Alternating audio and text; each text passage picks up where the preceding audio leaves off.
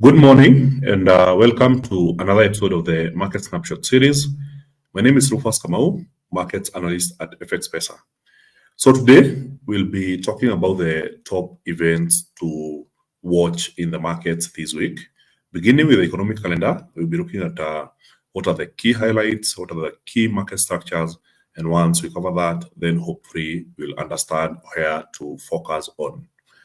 So as we begin this session, I will be starting with the economic calendar, trying to understand where the markets might be headed next. So as always, make sure to leave a comment in the comment section. So if you have any questions, feel free to type them there. And as usual, remember, these sessions are purely educational. They are not a recommendation to trade. They are not financial advice. So you have to do your own due diligence. So good morning, Robert Kavale. Thank you for joining. I appreciate you. Good morning, Rosary. And let's get things started. So let's get on the economic calendar and try to understand what are the key events to be focusing on this week. So as you can see, Mondays are usually slow days. We don't have much happening on the markets. So we have had a couple of news announcements, none of them anything major. So the key focus in the markets this week is basically two central banks. So first central bank will be the Reserve Bank of Australia, which will be announcing the key interest rate decision on Tuesday. And these will be happening. The interest rates were the same, 4.35%. And currently, we're expecting that the RBA will continue holding interest rates. The announcement will be on Thursday, and this is where we focus on the Bank of England. The Bank of England last held interest rates at 5.25%, but the key decision was majorly focused on the votes. So we had 8 members who basically voted to hold interest rates at the current level. And one of the members decided to vote for cutting interest rates. So in this case, we are looking at a further distribution where there will be consensus that 9 members, all of them vote for holding rates at the current level of 5.25%. So besides that, we don't have any other major news. There will be GDP data from the UK on Friday at 9 a.m. Then later on in the evening, we'll be looking at the Canadian jobs data or the employment change, as well as the unemployment rate. So towards the end of the week, and this will be on Saturday, this is when we'll be getting the Chinese CPI and PPI data. So for those who are new to trading, CPI is short for Consumer Price Index. It basically represents a basket of commodities that are majorly consumed by the average household, in this case for China, and PPI is a producer price index. So it's a very soft week on the economic calendar front. We don't expect affecting the markets besides the 2 central banks. So if there's any form of volatility, it's majorly expected from Australian dollar pairs as well as the UK pound pairs. So besides that, it's a technical analysis week. So if you are a technical analysis trader, then this is your week. We don't expect a lot of disruptions on technical analysis. So going forward, now we will be looking at the favorite session, and this is the technical analysis. So we'll be trying to understand the major trends happening in the markets, especially since last week. And once you cover these, hopefully everyone will know where to be looking for opportunities. So let's begin by sharing the screen.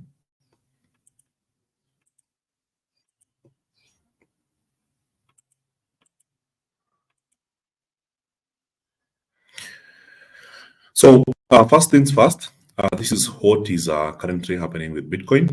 So if you've been following Bitcoin, then you know that we just got from a really nice bounce, and this is the 5th positive day where we are seeing green candlesticks. So if you've been following on these, we have been checking on these. We saw the area where the market was potentially going to bounce we were not very prepared for the market moving further downwards. So this is what happened last week. So there was a big drop down to a price level of around 56,000. And then a nice bounce in the market, recovered close to the positive. And now we are starting a new week where Bitcoin price is probably headed higher. So there's a good chance we could be seeing the market going for 67,000 today. So that's the big positive news for the week. So on the other hand, we saw the dollar index being pretty weak, especially after the non-farm payrolls. So there was a further slide in the dollar index in the last 3 days of the week. But then towards the end of the week, there was some form of recovery. So I remember last week, we saw Jerome Powell basically saying that he's not looking to cut interest rates. So there's a good chance that interest rates could remain higher for longer in the US, and that's positive for the dollar. So even though the news were priced in, now we see some good form of recovery since the Friday evening movement. So there's a good chance that we could be seeing the dollar index making a recovery this week. So knowing what we know, if you look at USD JPY, remember the key topic was the Reserve Bank of Japan deciding to intervene in the currency market. So from the first intervention point, this was last week on Monday, there was a big drop in USD JPY. Then on Tuesday, we spent the day focusing on recovery. Then towards the end of the day on Wednesday, there was some further intervention and the currency kept going downwards. Then at some point on Wednesday, we saw the market going up, on Thursday. Then later on in the day, market went all the way down to retest the previous bottom. Friday was majorly of a sideways momentum with at least at some point a big drop followed by recovery. And now we are starting a new week trying to understand where the market might be headed next.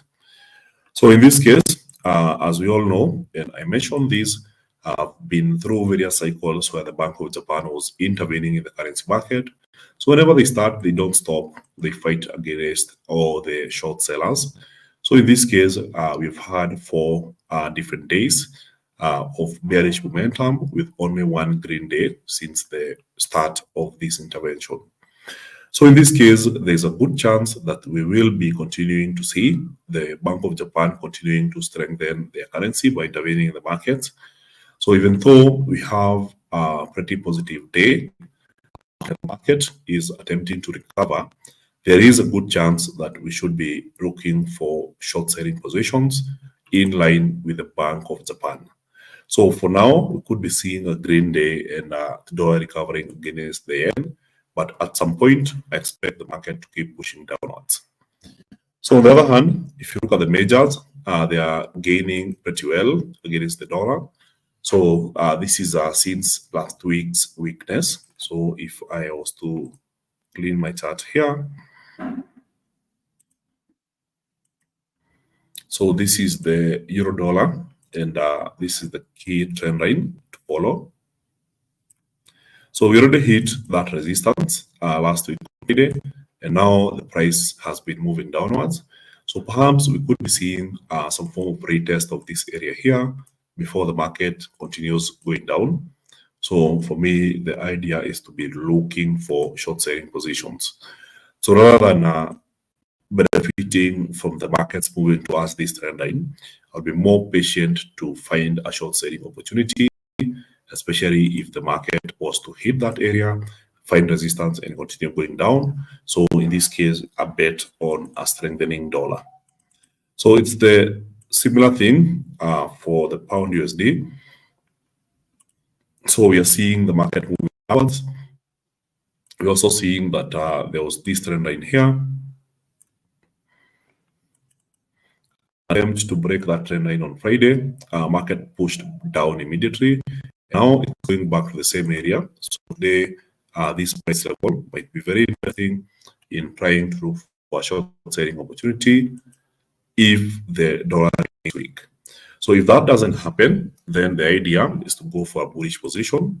So a clean break would mean that you go for 1.26675. Then if the market doesn't hit that area, then we look at the lows that we saw last week on Wednesday as well as on Tuesday.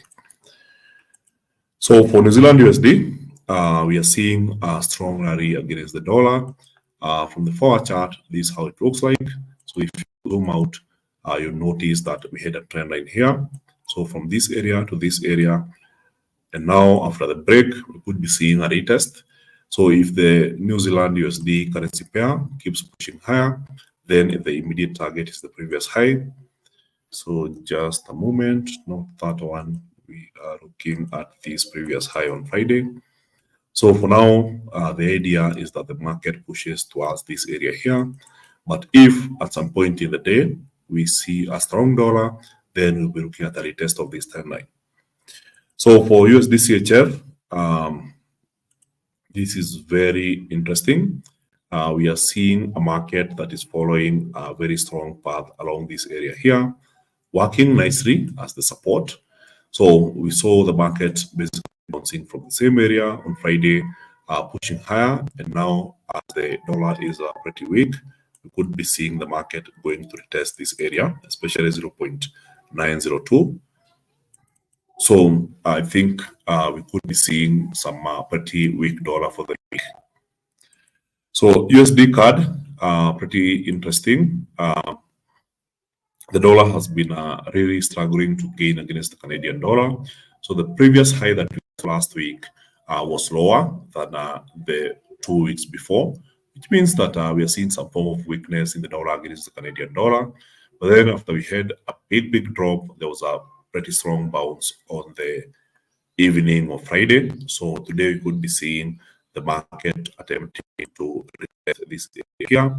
So judging by the weak dollar, then there's a possibility that the market could drop and retest this area here around 1.36529. So looking at gold, there has been a pretty strong bounce. So we are seeing gold finding a very strong support around 22.91. So a good rally this morning all the way up to around 23.24. So I expect that demand for gold will continue dominating the markets, and we continue seeing some further upside potential. So in this case, after seeing what's happening with this bottom, there's a good chance we could be seeing a breakout. So the idea is following what we had is this area here, we're seeing a breakout happening in gold. So if you go to the 1 hour chart, this is how it looks like. So after trading within these two trend lines, we've had the first breakout this week, this morning. And now following the momentum, there's a good chance we'll be seeing some far more upside from here. So this is how it's looking like. So the next available potential target remains the previous high of the previous 2 weeks. So in this case, a potential extension of this bullish momentum towards a price level of around 23.52. So US equity indices made a nice bounce from this area here. So a pullback followed by a rally, pullback followed by another rally, and this is the most recent momentum. So after last week, there's more hope that we'll be seeing further recovery. So the 1 hour chart is how it looks like. So if you look at the price action on Wednesday, followed by a pullback, this was during the FOMC press conference. So the market went up and then back down, and nothing much changed. So then on Thursday and Friday, we had a continued rally, and now this is what we had towards the end of the week. So it's basically an extension of the rally and an entry right from the pullback we had. So we had US equities making a very strong momentum upwards on November, December, January, February, and March. Then in April, this is when we had the pullback. So if you look at the way we have started the month of May, it's a very strong momentum upwards. So if you're a swing trader, it makes more sense to be bullish on US equities, especially on the Dow Jones. So in this case, after the performance of last week, it makes more sense to be very bullish on the Dow Jones to be moving higher. And similar thing for the Nasdaq. So if you are to think of the Nasdaq as a chart that is going through a channel, then this would be the bottom, and the top side would be something along these lines here. So right now we are on the upside trajectory. So the market just bounced on the lower trend line, and today we'll be seeing the market moving higher. And of course, there's a nice target around this area here, around 18,046. So as for the US 500, it's a similar thing, a strong bounce from this support here. And then from the stand side, this is what we're seeing as a trajectory. So as the market bounces from this area, there's a good chance that this could be a nice target today or even this week. So it makes more sense to be targeting this area at 51.67. So as for Brent oil, we had a very strong bear market. I think it lasted for 7 days. So you can see the market moving down first, second, third, fourth, fifth, sixth, and today is the 7th day. So from the forward chart, this is what it looks like. Just a second. So from the forward chart, this is how the Brent oil looks like. So a big drop from our previous high. In this case, we are looking at $91.5 per barrel. So we are seeing a potential bottom at the current price level of $82.6 per barrel. So there is a good chance that fundamentals will be pushing oil towards recovery. So from the 15-minute chart, this looks like, so we don't have much of a signal to say that we could be seeing a strong acceleration of price today. So having this bottom that was marked on Thursday, Friday, and today on Monday, then if you connect here, you also notice that we are trading in this channel. So any form of signal would only make sense if the market was to break this area and now start trading higher. So I'll be observing this form of consolidation until at some point we see some form of breakout. So European indices, we are seeing a strong bounce from this area here. So having seen what we have seen with the US equity indices, making a strong rally and recovery from last week. So in this case, I would be looking towards this. So the last analysis that we did on Thursday, we identified this area as a potential bottom. So we are looking for signs of the market breaking towards the upside or to the lower side. And now the idea about the market going below that area is no longer in play. So in this case, a bounce from this area, so potentially a recovery towards 5,000, and that's for the Euro stock. So for the French 40 index, it's a similar thing. So there was a big break downwards, and if you look at this, so we expected some further downside potential. So what we got last week was the market basically finding a nice bottom around this area here, then bouncing from there. So from the 1 hour chart, you can see the strong bounce happening on that and the market pushing higher on Friday. So now the idea is that the market begins recovery this week. So there's a good chance that the French 40 index keeps going higher. So as for the Asian equities, the strong bullish rally continues. And if you are talking about the chart of the day, then I'll go for Asian equity indices. So the 50 is making quite a strong run. So this is the daily chart. You can see the performance of last week. So from the 4 hour chart, this is how it looks like. And from the 1 hour chart, this is what we have. So the biggest move was on Thursday, followed by a further extension on Friday. And now as we start a new week, I expect to see some further upside potential. And from the daily chart, we don't seem to be having some form of resistance. So we could be seeing at least the market pushing for this previous high here. So from the 4 hour chart, this is how it looks like. So I'm basically talking of extension of this bullish momentum to at least this is 18,899. So it's basically 18,900. So we could be seeing that for the Hang Seng index. And of course, for the China A50 index, so some potential further extension of the bullish rally. So from the daily chart, this is how it looks like. So we all remember that this is the first time we had the market breaking this trend line. So a potential rally extension higher. So previous high was all the way up here. And of course, a very short-term target will be on this previous high here. So in this case, if I zoom in and then go to the forward chart, the idea is to be targeting 13,000 price level. So we could be seeing some further extension of this rally to 13,000, and this could be potentially happening this week. So as Chinese equity indices recover, as well as American equity indices, it's time to capitalize on those opportunities. So as usual, I'll be looking at the questions, try to cover some questions as we approach the end. So hi, Kevin. Hello, Faith. And thank you for joining the session. So there's a good question from Apollo. Comment on oil. Somehow appears like no one is talking about oil. Like the cuts by KSA and Russia became blunt. So yes, there has been a big hit on supply in Russia. The biggest oil company in Russia basically reported a loss last week. And that was for the first time in about 20 years. And that was big news in the market. So yes, oil is currently pretty underpriced. At some point, we should be seeing prices moving towards the upper side.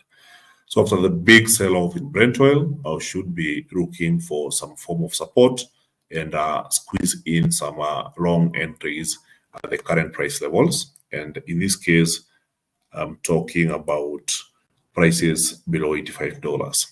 So from the forward chart, this is looking like. So looking like the market is attempting to bounce. So in this case, it makes more sense to be looking for long positions.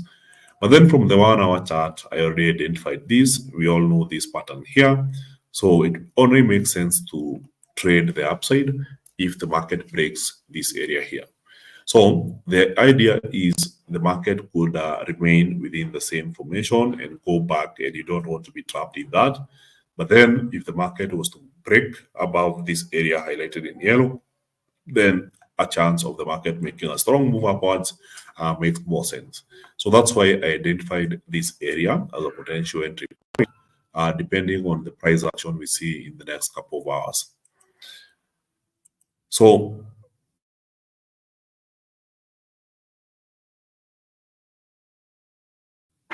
it's the most bullish among all the assets we have covered. So we have seen some good potential happening in Asian equity indices.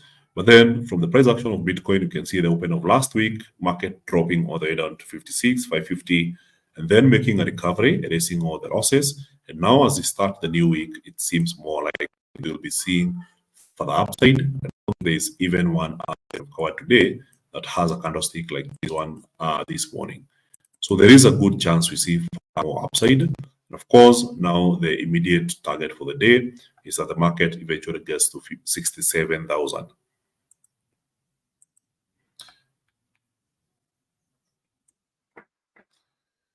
So I'm seeing a couple of comments. Hello, Kevin. Hello, J Squad. Elvis, thank you for joining. Hello, Dennis Ireri. Thank you for joining. A good question on AUD/USD. What affects index futures? So when you think of indices, it's basically a combination of several stocks into one index. So it's a weighted average. So you think about the individual stocks, but then when you think of those individual stocks in an index, they don't carry the same weight. So there's companies that carry a bigger weight than others, and you focus on the ones that have the biggest weight. So the best focus when you're going for indices is to go for the top companies in that index, understand the trends and the movements in those individual stocks, and then make inference on the bigger index. So on the question about AUD/USD, I don't know if we have covered it. I think we already covered it. This is a very strong momentum upwards. So we are at a critical decision point. So the market is just going for this retest. So we can all see the number of times the market was trading along this area here. So if today the momentum is higher, then I'll be very interested to see what happens to the price once it gets to this price level, whether there will be a breakout and a movement higher, or whether the market will find resistance and move back downwards. So it's a wait and see kind of scenario.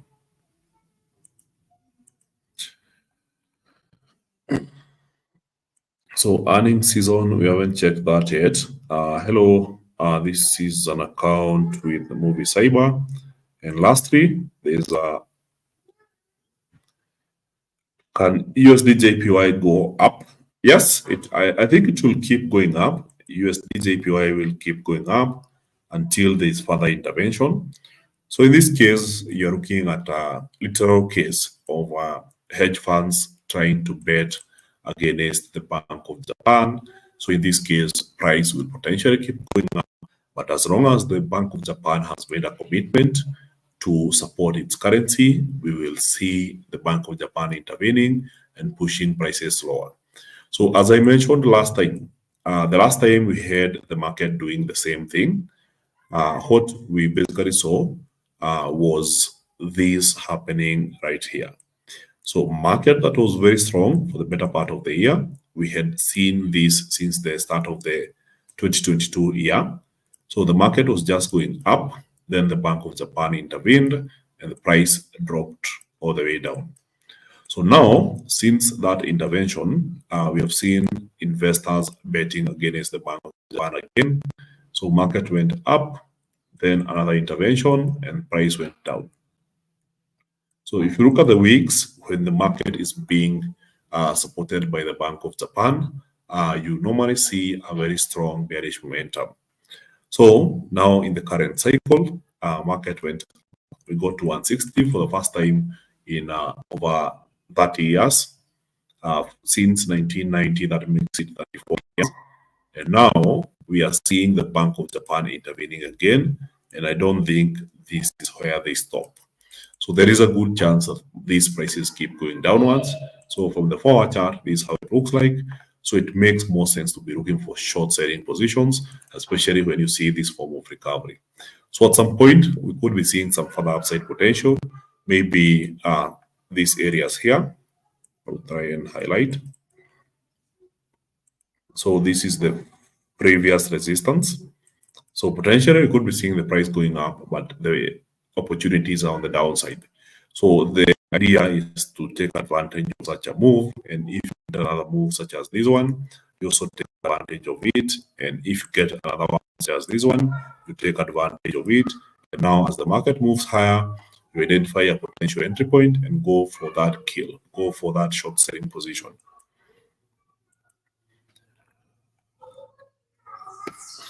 So a good question, what's your view on interest rates by central banks? I saw a report by New York Central Bank suggesting US rates are not high, but the average of the 1979, where interest rates average 5%.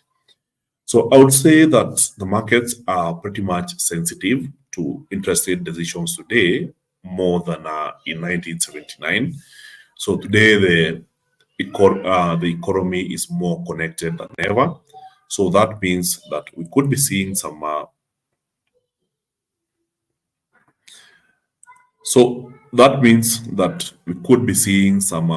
good volatility coming from an even smaller decision. So in this case, from HOD, we heard from Jerome Powell last week during the FOMC press conference. They are in this in-between or gray area where if they keep hiking interest rates, it could break the US economy. And if they cut early, then they get back into the same problem of high inflation.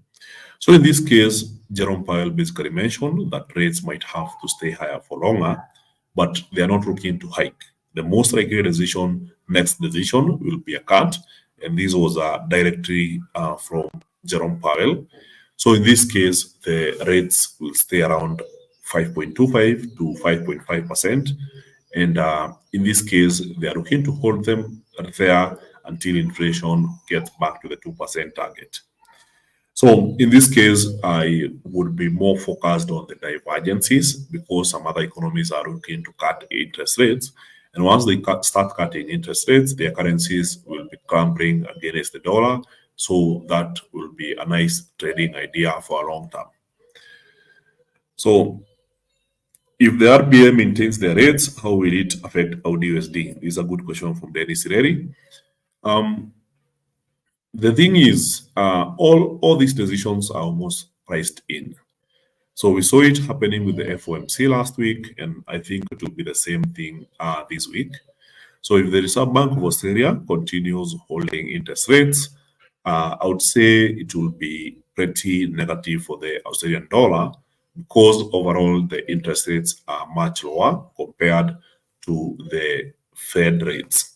So if you had to invest in a government bond, then it makes more sense to invest in the Fed or the US Treasuries compared to Australian Treasuries. So since the interest rates are much lower in Australia, then it makes more sense to short the Australian dollar against a strong US dollar. So another good comment from Dennis, the Bank of Japan have not really admitted to intervention. They are very harsh about it, and it seems it happens during the Asian session. Of course, they will always intervene during the Asian session. This is when a majority of Japanese banks are open. So that's the period to target and basically attempt to support the Japanese yen. So when the central bank is intervening, it works with the commercial banks. So in this case, you expect it to be happening in the Asian session.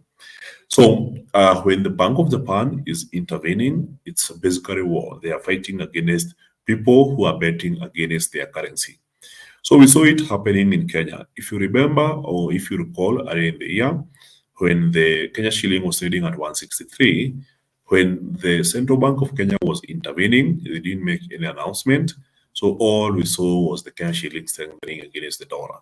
So it's war against people who had bet against the Kenya shilling. So in this case, we are seeing the Bank of Japan fighting against speculators. And of course, if your bet is right and my bet is right, nobody is going to win against the Bank of Japan. So in this case, I expect the Japanese yen to continue strengthening against the US dollar as well as other currencies. So the same applies to GBP JPY. So if the yen is being supported, it will be supported against other currencies. So you'll see the yen strengthening against the dollar, against the pound, against the euro, and all other currencies. So that's it for the day. Thank you very much, everyone. Thank you for your time. If you'd like to register for an account, please check the links below. And of course, if you're just beginning to trade, go to the FX Pesa YouTube and check out the Novice to Pro series. You'll be able to go through the 10 episodes and hopefully your journey will get shorter and faster. So the overall overview on gold, this is from Caleb. I'm very bullish. There's a lot of central banks that are buying a lot of gold, led by China. So in this case, I expect to see some further upside potential. So that's it for the day. Thank you, everyone, and I hope to see you on the next session.